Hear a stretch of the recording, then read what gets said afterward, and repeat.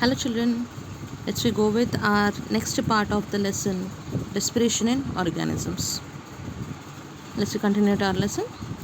What does our breath contain? We know that we inhale and exhale air. The exhaled air is warm and has moisture in it. What we do not know is about the gases our body takes from the inhaled air and throws out in exhaled air. For this, we would have to know about the gases present in air. Also, how we came to know about them. We know that air is a mixture of several gases, not only oxygen and carbon dioxide, there are also other gases. Air also contains several suspended particles. Let's do some experiments to find more about gases present in inhaled air and exhaled air. For this, we shall refer to the discoveries of the gases mentioned in the previous action. We would have to prepare some solutions to test the gases. These are phenolphthalein solution in lime water. Prepare them in same manner as you had done in the chapter on acids and bases.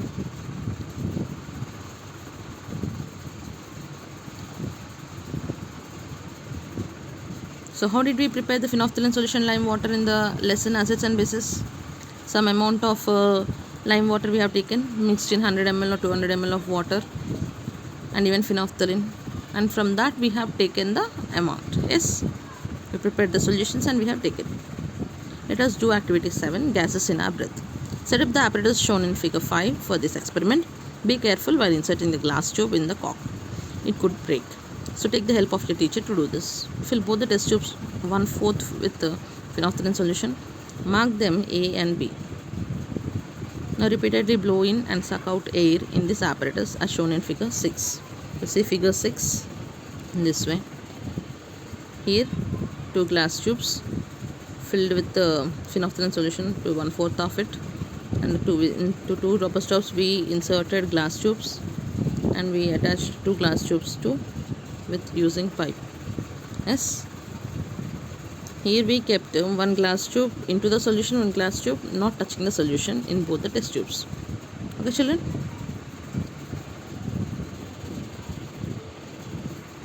find the answers to the following questions while doing the experiment.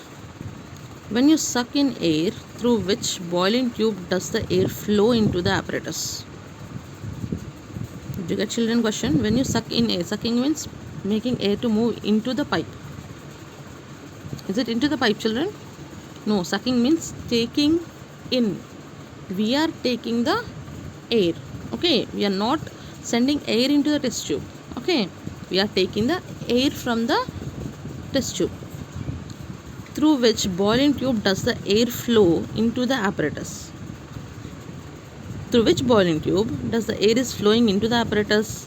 Which boiling tube is allowing air to move? That is a boiling tube, where that boiling tube is not touching the liquid solution. Yes, so how can you find it out? You could see there is space. It is allowing the air to move into that. So we could say that there is space here, so air could be taken. That is not completely dip into the water, so it is giving the possibility to take air. Okay, to suck air, it is giving the possibility. So it is a test tube. Next, when you blow air out, means sending air out through mouth. Through which boiling tube does the air flow out of the apparatus? Through which boiling tube does the air flow out of the apparatus? That is B. There is a possibility for the B test tube, where the delivery glass tube was kept in such a way that air, it could be moved out of that tube. It is not completely touching the phenolphthalein solution. You could see here in the B tube, this glass tube and not touching the solution. This is allowing air to move out of that test tube. In that test tube, you are blowing your air through mouth. Can you say why the air does not go out through the other boiling tube as well? Why? Because other boiling tube, the other glass tube is inserted into the solution, that doesn't allowing air to move out. Here the glass tube is not touching the solution, so air could move out. In which boiling tube did the color of the indicator solution change? In which boiling tube? In the boiling tube B. Why? Because this glass tube is touching the solution, phenolphthalein solution completely. There are more chances of air mixing with that phenolphthalein rather than A tube. So in B tube we could see color change. Are the inspired air and expired air similar?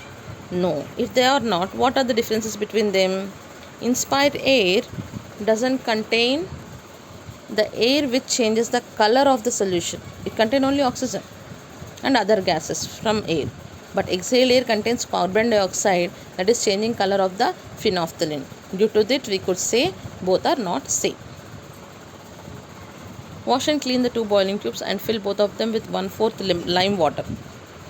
We have to do same experiment with lime water. Repeat the experiment of repeatedly blowing and sucking out air. Answer the following questions on the basis of the experiment. Let's see with lime water how did we arrange. See, here we have taken lime water. We arrange the apparatus in this way. Let's go with the questions. What was the color of the lime water in boiling tubes A and B before you began the experiment? The color was transparent, children. Okay. In which boiling tube did the lime water turn milky after you blew in and sucked out the air? B boiling tube. B boiling tube, the lime water turns milky because the delivery tube, that is the glass tube, inserted into the lime water solution, where is a much possibility of carbon dioxide to mix with that lime water. What difference between inspired and expired air did you find out in this experiment? The same difference. When we inspire air, we could get the air which is with mixture of all gases. When we expire, the gas which is released from our mouth is changing or turning the lime water to milky. You have studied the test of carbon dioxide.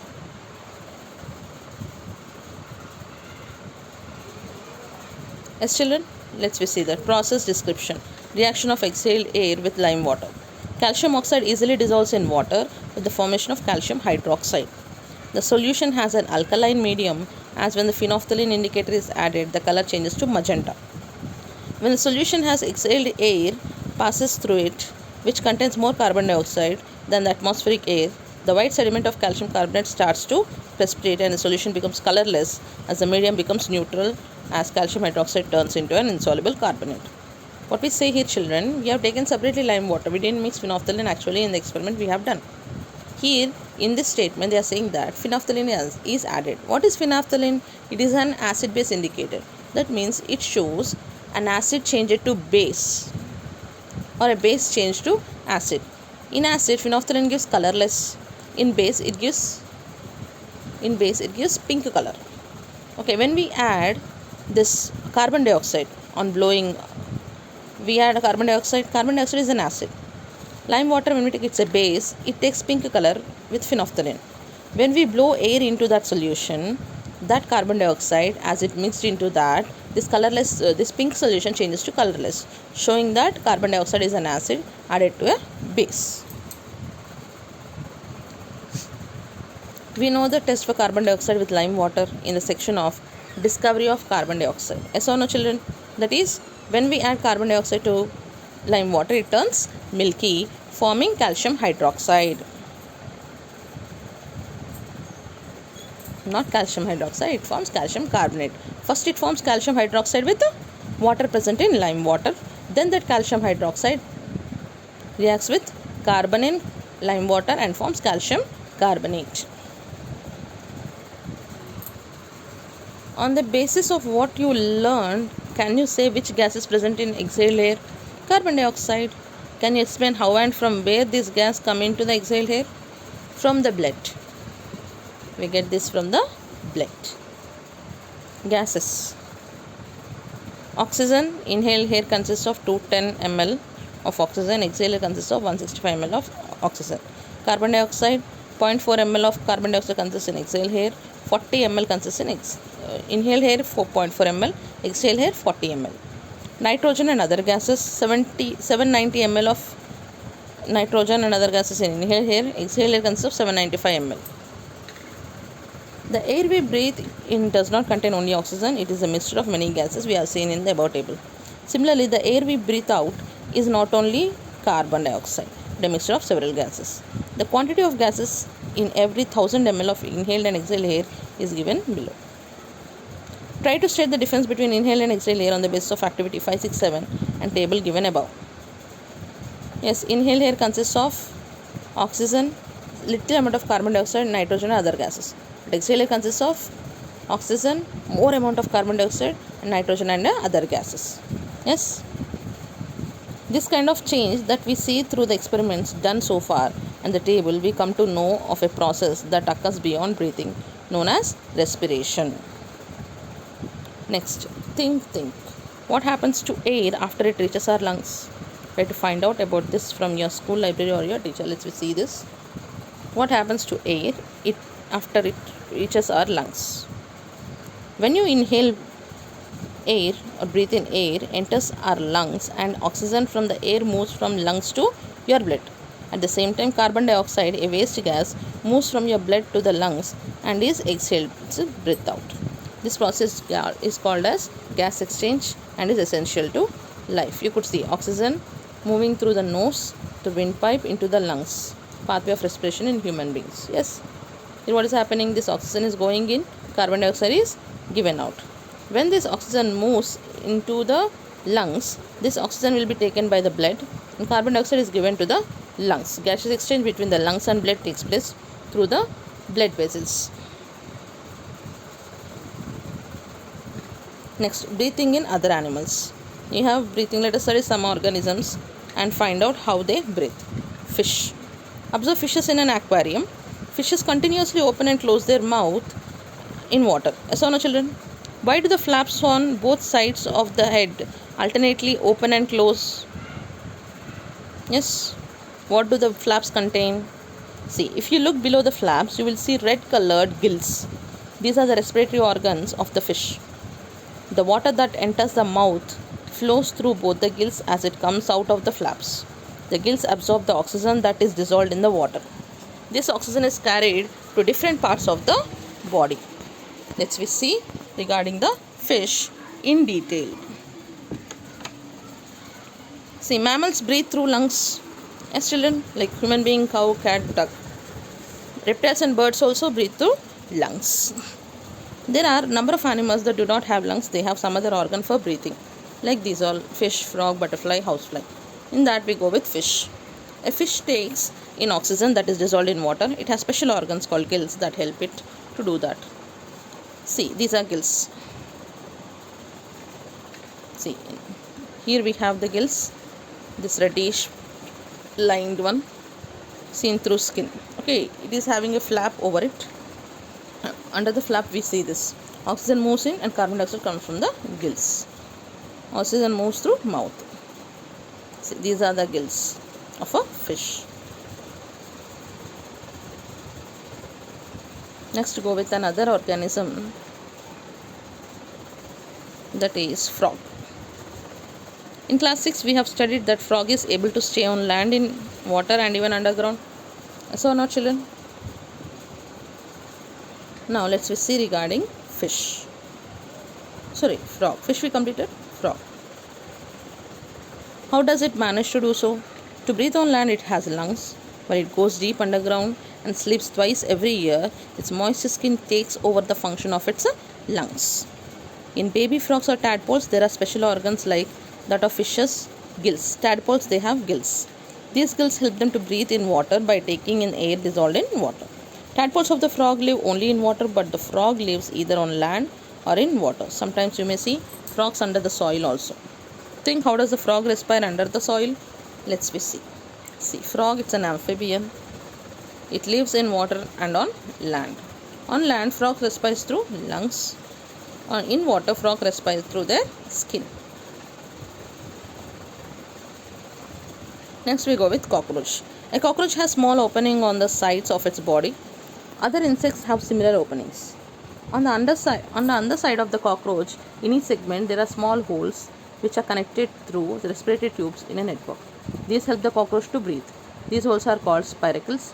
The network of respiratory tubes called trachea take air from these spiracles, circulate it throughout the body, collect it back and send it out through these spiracles. To know more about process, you may observe a live cockroach by keeping it covered by a transparent bottle or gas. See the movements that occur in its body. What do you observe? Write your observation in few lines. Let's see. Cockroach, it has small holes on the sides of their bodies called spiracles. These spiracles move into air tubes. These air tubes, see, these are the spiracles in the cockroach. These have a network of air tubes called trachea. Air tube tract we have, it's a trachea. See, oxygen moves in through the spiracles into the trachea. Carbon dioxide comes out through the trachea from the spiracles.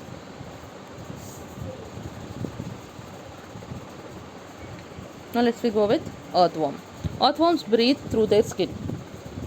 It is thin and moist with minute holes. Through the skin, air passes in and out. The earthworm thus breathes through its whole body surface. In other animals that breathe through skin, that is a tadpole of a frog. That also breathes in the same way. We see earthworm. There are some other animals that do not have special body parts for breathing. Instead, they breathe through their skin, like a frog and earthworm. Animals like earthworm and frog breathe through their skin. Earthworm. Earthworms absorb oxygen and release carbon dioxide directly through their skin, that is thin and moist. You could see here, children, blue color or oxygen, red color carbon dioxide. It is a moist skin covering the earth. Earthworms absorb oxygen and release carbon dioxide directly through their thin and moist skin. This is about our topic for today.